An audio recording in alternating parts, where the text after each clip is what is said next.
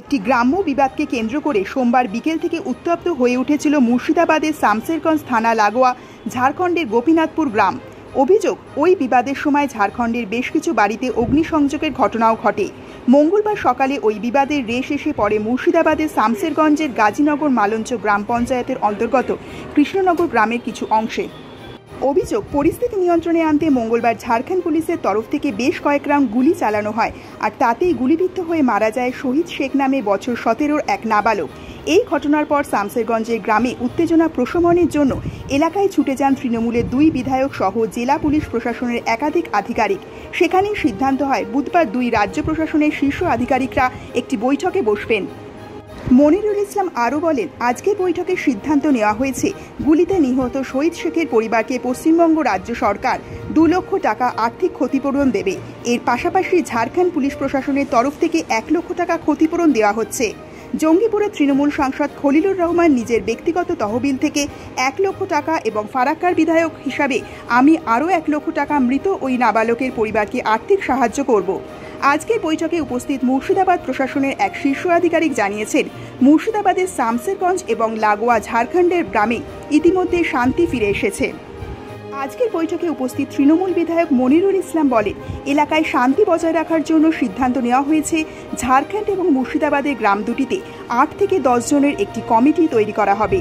সেই কমিটিতে বিভিন্ন সম্প্রদায়ের মানুষকে রাখা হবে। এলাকায় যে কোনো রকমের অশান্তি রোখার জন্য এই কমিটি সবার আগে এগিয়ে আসবে। এরপরও যদি কোনো মানুষ অশান্তি করার চেষ্টা করেন তাহলে পুলিশ প্রশাসন তা কড়া হাতে মোকাবিলা করবে। গ্রামের লোকের সঙ্গে কথা বলতে হবে, তবে এত বড় লোক সকলের সময়ের দাম আছে, যে সুষ্ঠুভাবে আমরা সেগুলো দেশে বসবাস করছি।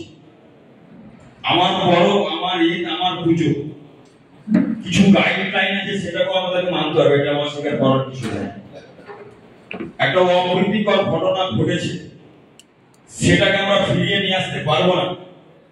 এই হাউসকে সম্মান জানিয়ে কথা বলার জন্য অনুরোধ করবো। তোমাকে কথা বলতে দিলাম, তার মানে এই নয় আমি পাবলিকের সঙ্গে কথা বলবো, লোকের সঙ্গে কথা বলবো, এটা না হলে আমি মানবো না। এই প্রসঙ্গটা কিন্তু আসবে না। একটা কথা হয়েছে, যে ফায়ারিং করেছে তার প্রশাসনিক আইন ব্যবস্থা কিন্তু হবে, তাই তো নাকি? ওটা কিন্তু আমাদের চলবে। তার সাথে সাথে ফ্যামিলিটার পাশে আমরা ব্যক্তিগতভাবে, সরকারিভাবে আমাদের প্রশাসন বলেছে 2 লক্ষ টাকা দেবে।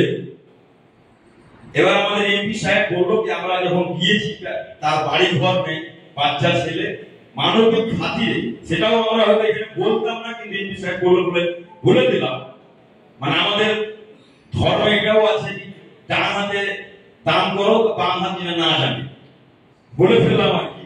তারপরে ঝাড়খণ্ডের তরফ থেকে পুলিশের তো একটা ফান্ড থাকে না, তারা একটা ব্যবস্থা করে, একটা দুর্ঘটনা ঘটে গেছে তার জন্য আসে।